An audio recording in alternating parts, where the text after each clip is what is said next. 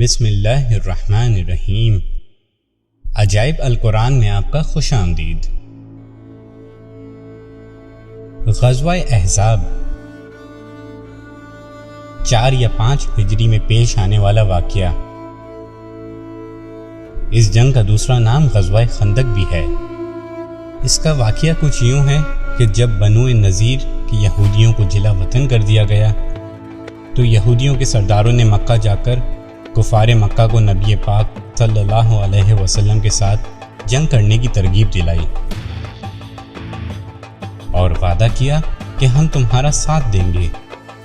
چنانچہ ان یہودیوں نے کثیر تعداد میں ہتھیار اور رقم دے کر کفار مکہ کو مدینے پر حملہ کے لیے ابھار دیا، اور ابو سفیان نے مشرکین و یہودیوں کے بہت سے قبائل کو جمع کر کے ایک عظیم فوج کے ساتھ مدینہ پر دھاوا بول دیا۔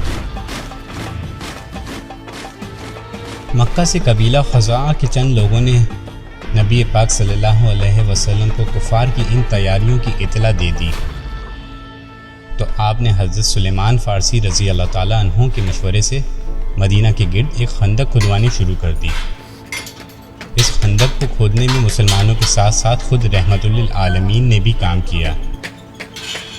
مسلمان خندق کھود کر فارغ ہی ہوئے تھے کہ مشرکین کا ایک لشکر جرار لے کر ٹوٹ پڑے اور مدینہ طیبہ پر حملہ بول دیا، اور 3 طرف سے کافروں کا لشکر اس زور و جوش کے ساتھ امڑ پڑا کہ شہر مدینہ کی فضاؤں میں ہر طرف گرد و غبار کا طوفان اٹھ گیا۔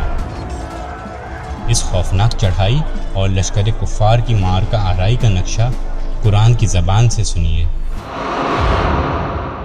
جب کافر تم پر حملہ آور ہوئے تمہارے اوپر سے اور تمہارے نیچے سے، اور جب کہ ٹھٹک کر رہ گئیں نگاہیں اور دل گلوں کے پاس آ گئے، اور تم اللہ پر امید و یاس کی طرح طرح کے گمان کرنے لگے، یہ وہ جگہ تھی کہ مسلمانوں کا امتحان ہوا اور خوب سختی سے وہ جھنجھوڑ دیے گئے۔ اس لڑائی میں منافقین جو مسلمانوں کے دوش بدوش کھڑے تھے، وہ کفار کے ان لشکروں کو دیکھتے ہی بزدل ہو کر پھسل گئے اور ان کے نفاق کا پردہ چاک ہو گیا، اور وہ جنگ سے جان چرا کر اپنے گھروں میں چھپ کر بیٹھے رہنے کی اجازت طلب کرنے لگے۔ لیکن دوسری طرف اسلام کے پیچھے جانثار مہاجرین اور انصار سینہ سپر ہو کر ڈٹ گئے۔ ان فداکاروں کی ایمانی جرت و اسلامی شجاعت کی تصویر صفحات قرآن پر بصورت تحریر دیکھیے۔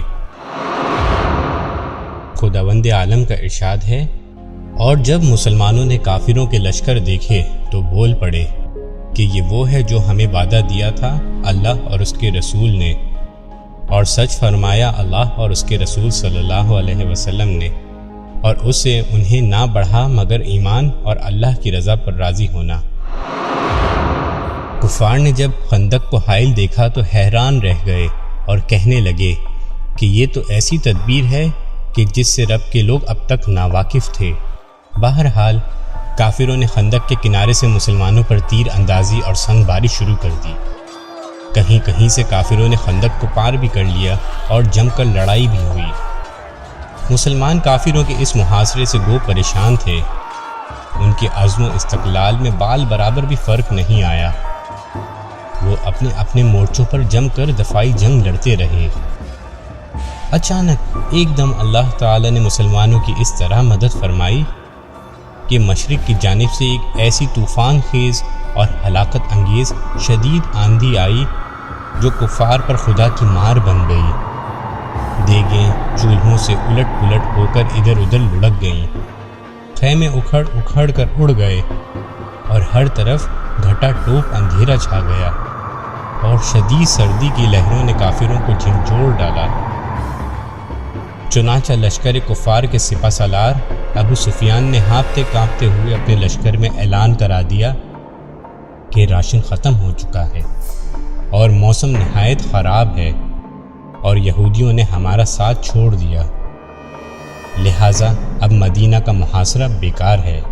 یہ کہہ کر کوچ کا نکارہ بجا دیا اور بہت سا سامان چھوڑ کر میدان جنگ سے بھاگ نکلا، اور دوسرے قبائل بھی تتر بتر ہو کر ادھر ادھر بھاگ گئے۔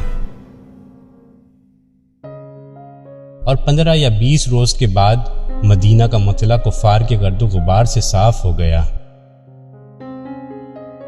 غزوہ احزاب کی یہی وہ آندھی ہے جس کا ذکر خداوند قدوس نے قرآن میں کچھ اس طرح فرمایا ہے۔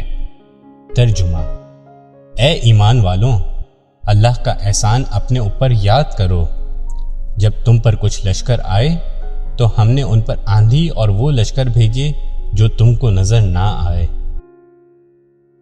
اس واقعہ سے ہم کو یہ سبق ملتا ہے کہ جب کفار کا مقابلہ جنگ میں ہو تو مسلمانوں کو کسی حال میں بھی ہرگز مایوس نہ ہونا چاہیے، اور یہ یقین رکھ کر مقابلے پر ڈٹے رہنا چاہیے کہ ضرور نصرت خداوندی اور امداد غیبی مسلمانوں کی مدد کرے گی۔ بس شرط یہ ہے کہ اخلاص نیت کے ساتھ مسلمان ثابت قدم رہیں اور صبر و استقلال کے ساتھ میدان جنگ میں ڈٹے رہیں۔ محترم ناظرین، یمن و حبشہ کا بادشاہ ابرہہ تھا۔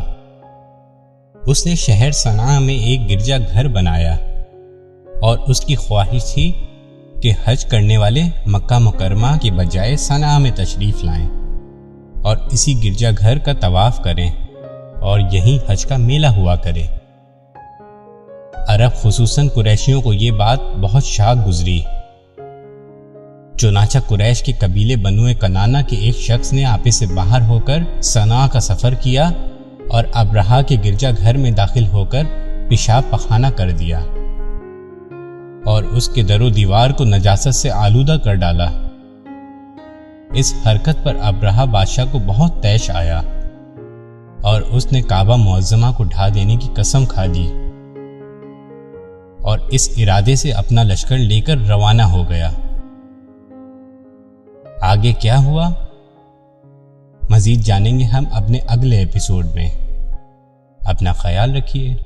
السلام علیکم ورحمۃ اللہ وبرکاتہ۔